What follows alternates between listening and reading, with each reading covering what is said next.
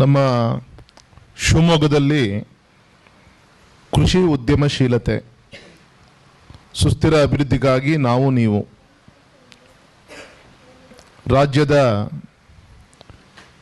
ಸ್ವಯಂ ಸೇವಾ ಸಂಸ್ಥೆಗಳು 2 ದಿನಗಳ ಕಾರ್ಯಾಗಾರ ನಿನ್ನೆ ಮತ್ತು ಇವತ್ತು ತುಂಬ ಯಶಸ್ವಿಯಾಗಿ ನೆರವೇರ್ತಾ ಇದೆ.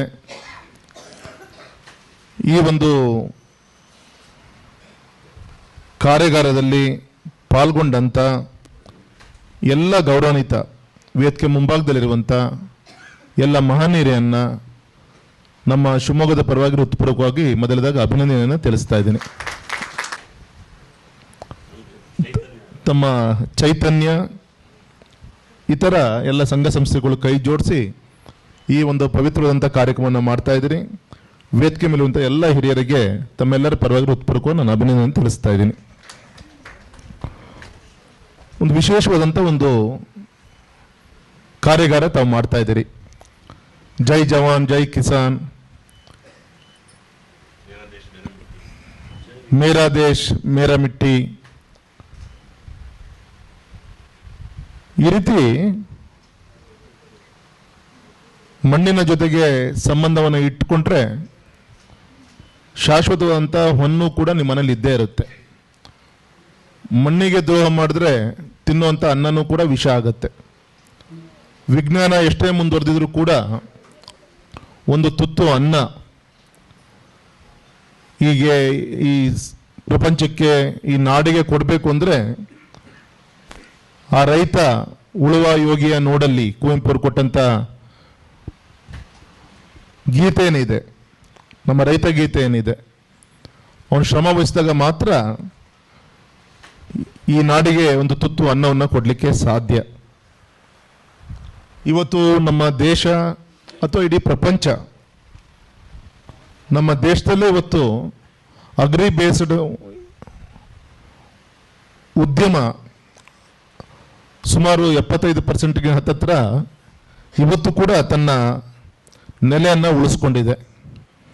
ಇನ್ನು ಉಳಿದಂಥ ಸರ್ಕಾರಿ ನೌಕರು ಒಂದು 3-3.5%, ಇನ್ನು ಪ್ರೈವೇಟ್ ಎಂಟರ್ಪ್ರೈನರ್ಸು ಅದ್ರ ಮುಖಾಂತರ ಜಾಬ್ ಕ್ರಿಯೇಟ್ ಆಗಿರೋದು ಸುಮಾರು 17-18%. ಕೃಷಿ ಆಧಾರಿತ ದೇಶ ನಮ್ಮ ಭಾರತ.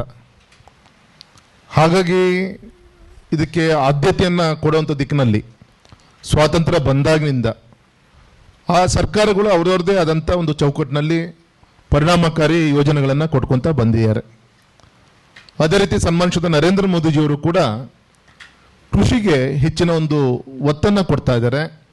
ವಿಶೇಷವಾಗಿ ಈ FPO ಫಾರ್ಮರ್ ಪ್ರೊಡ್ಯೂಸರ್ ಆರ್ಗನೈಸೇಷನ್ ಏನಿದೆ, ತುಂಬ ಒಂದು ರೈತನ ಒಂದು ಹತ್ತಿರ ಹೋಗಲಿಕ್ಕೆ ಬೇಕಾದಂಥ ಒಂದು ಆ್ಯಸ್ ಎ ಬ್ರಿಡ್ಜ್ ಆಗಿ FPO ಇವತ್ತು ವರ್ಕ್ ಮಾಡ್ತಾ ಇದೆ. ಮತ್ತು ನಿಮ್ಮಂಥ ಅನೇಕ NGOs ಕೂಡ ಸಾಕಷ್ಟು ವರ್ಕ್ ಮಾಡ್ತಾ ಇದೆ. ಹಾಗಾಗಿ ಈ ಸಂದರ್ಭ ನಾನು ಇಷ್ಟು ಮಾತ್ರ ವಿನಂತಿ ಮಾಡ್ಕೊತೀನಿ, ಸರ್ಕಾರದ ಅನೇಕ ಯೋಜನೆಗಳು ಬರ್ತಾ ಇದೆ. ಕೇವಲ ವರ್ಷಕ್ಕೆ ಬಿಲ್ ಮಾಡಲಿಕ್ಕೆ ಸೀಮಿತವಾದಂಥ NGOs ಕೂಡ ನಾನು ನೋಡಿದ್ದೀನಿ. ಆದರೆ ಇವತ್ತು ನಮ್ಮ ಯುವ ಕೇಂದ್ರ ಇರ್ಬೋದು, ನಮ್ಮ ಚೈತನ್ಯ ಸಂಸ್ಥೆ ಇರ್ಬೋದು,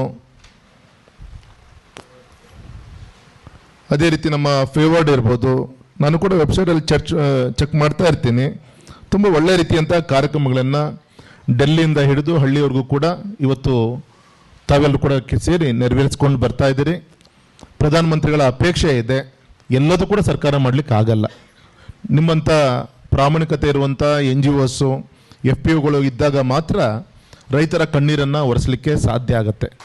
ಹಾಗಾಗಿ ಬ್ಯಾಕ್ ಬೋನ್ ಆಗಿ ನಮ್ಮ ಗ್ರಾಮೀಣ ಪ್ರದೇಶದ ನಮ್ಮ ರೈತರ ಬೆನ್ನೆಲುಬಾಗಿ ಇವತ್ತು ನಿಮ್ಮಂಥ ಸಂಘ ಸಂಸ್ಥೆಗಳು ಕೆಲಸವನ್ನು ಮಾಡ್ತಾ ಇದೆ. ಹಾಗಾಗಿ ರೈತನ ಬೆನ್ನೆಲುಬಿಗೆ ತೊಂದರೆ ಆಗದ ರೀತಿಯಲ್ಲಿ